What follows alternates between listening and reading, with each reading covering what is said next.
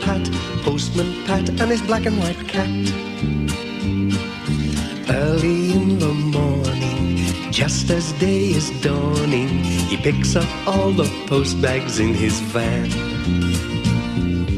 Postman Pat, Postman Pat, Postman Pat, and his black and white cat. All the birds are singing, and the day is just beginning. Pat feels he's a really happy man. Everybody knows his bright red van. All his friends will smile as he waves to greet them.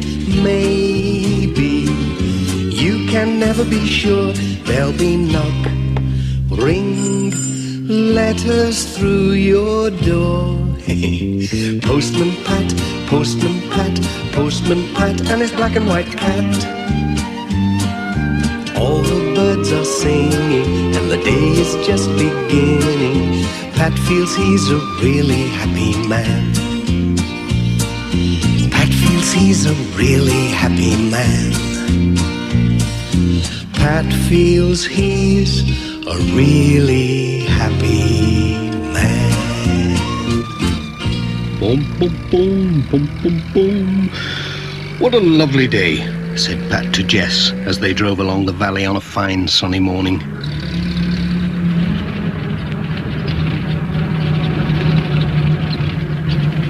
They came into the village and stopped at the post office as they did every day to collect the letters.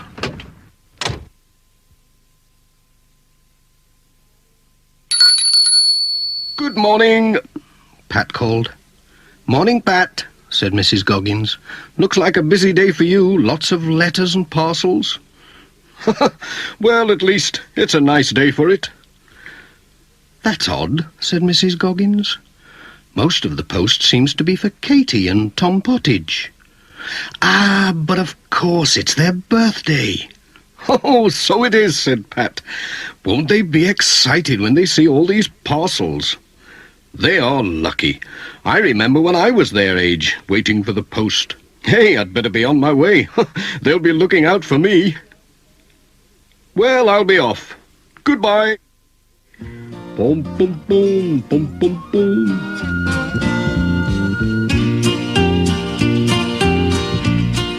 Pat was on his way.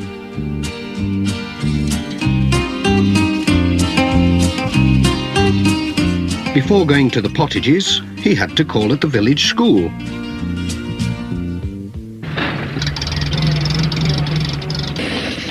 Some of the children had arrived early and were playing in the schoolyard. Bill Thompson came running up to take care of the letters till the headmaster came. He always did that because he was the oldest. Oh dear! Right in a puddle.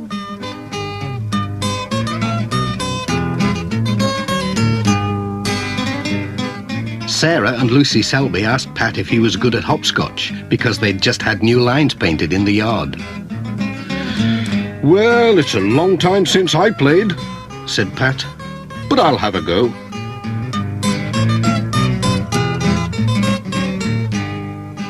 Let's see now. He was quite good at it. Whoops!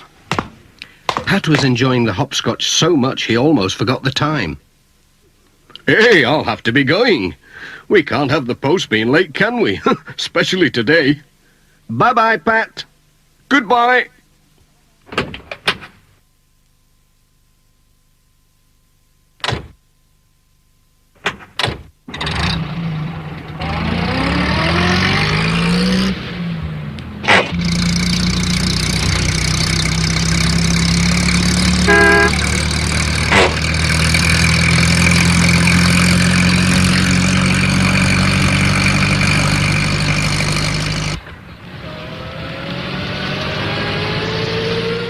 Turned in at Greendale Farm. Katie and Tom saw him coming and ran to meet him. They were so excited they couldn't wait to see what Pat had brought them. They're twins, you see, so it was a double birthday. Pat wished them a happy birthday, then took a letter to their mother.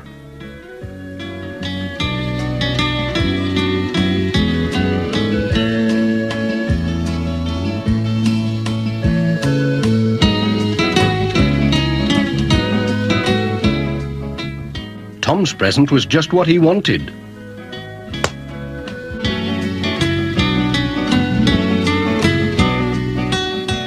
But Katie didn't seem very pleased with hers.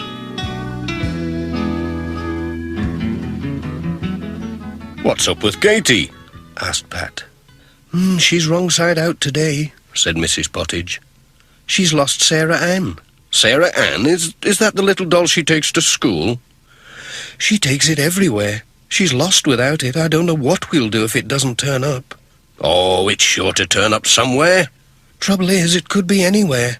We went to see Aunt Alice yesterday and called at lots of places. She could have left it anywhere." "Don't worry, I'll look for Sarah Ann," said Pat. "I might come across her. I'm good at finding things, you know." "We'll get her smiling again, you'll see. Cheerio." Come on, Jess. We've work to do.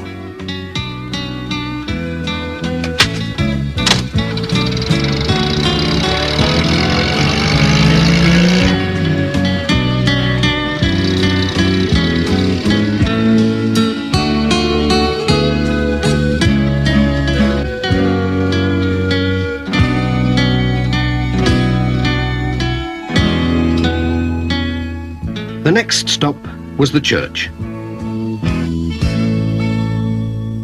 The Reverend Timms heard Pat's van coming. There was a card from Cousin Joan on holiday in Mallorca. Pat told him about Katie's lost doll. "Oh, she could have lost it in the church," said Reverend Timms. "She always brings it. Ah well, seek and thou shalt find. Let's have a look. Mind your head."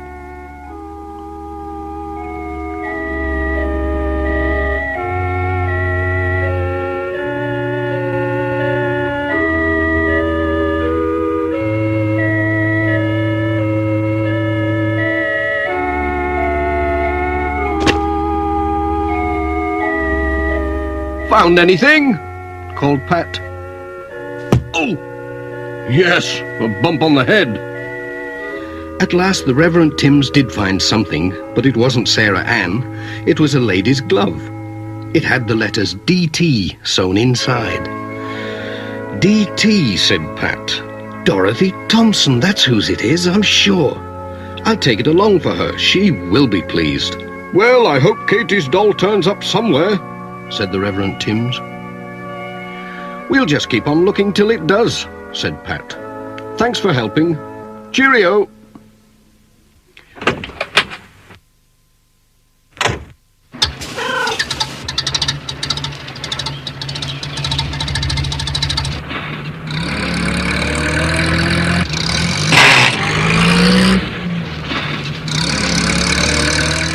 When Pat and Jess arrived at Thompson Ground, Mrs. Thompson was out with a basket, collecting the eggs.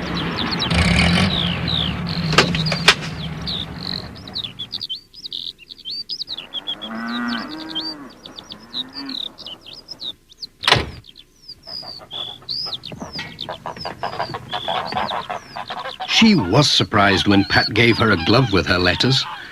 "Well, I never," she said. "Where did you find this? I've been looking everywhere for it."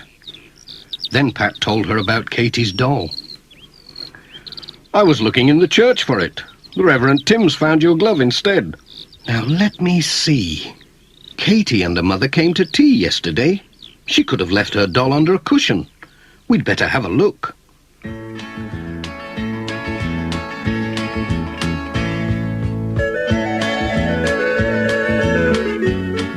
They searched everywhere. Mrs. Thompson found something, but it wasn't a doll. It was a penknife. "Hey, that looks like Ted Glenn's knife." "Goodness knows when he left it here," said Mrs. Thompson. "Would you take it along for him? He will be pleased to have it back." "Yes, I'll take it."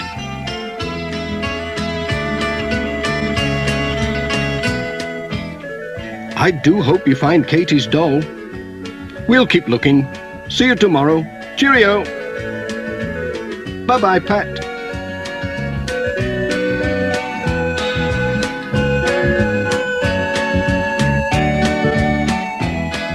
"What a day," said Pat to Jess. "We found a glove and a penknife but no Sarah Ann. I wonder if there's any chance of finding her at Ted Glen's.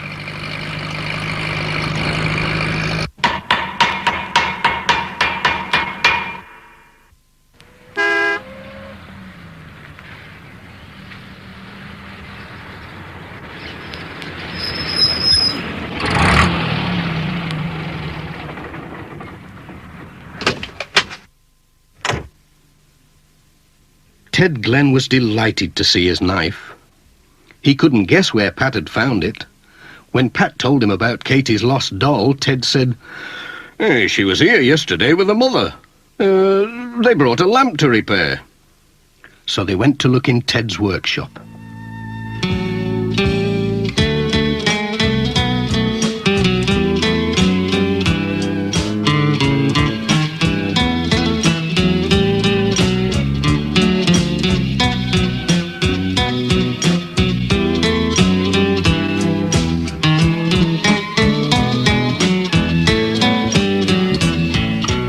They didn't find the doll, but Ted found a watch that he'd forgotten he had. Enjoying yourself, Pat? That's Miss Hubbard's, he said. She brought it to be mended ages ago. She must have forgotten all about it. Would you take it for a Pat? Certainly, I'm going that way.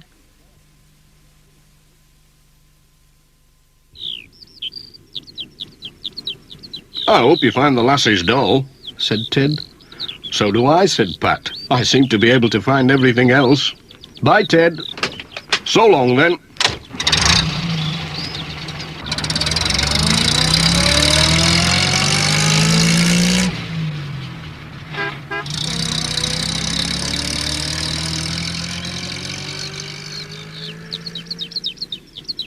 Miss Hubbard was shopping at Sam's mobile shop, whilst Sam was enjoying a cup of tea. Miss Hubbard was surprised to see Pat, and even more surprised to see her watch.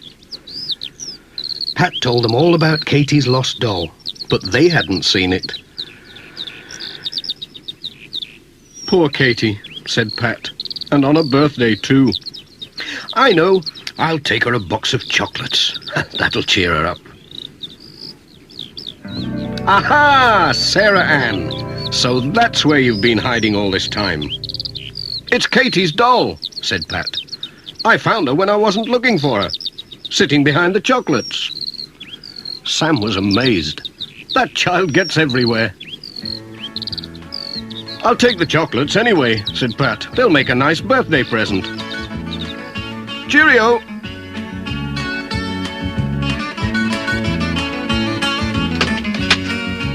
Here she is, Jess. Keep an eye on her.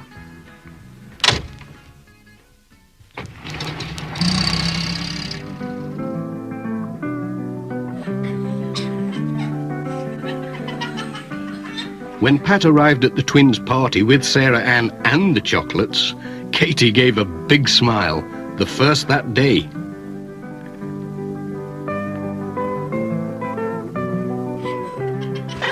Jess joined in the party, and Pat had a piece of cake.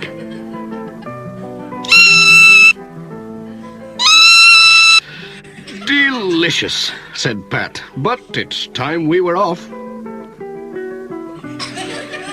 Bye-bye, Pat. Bye. Goodbye, everyone. Have a good time.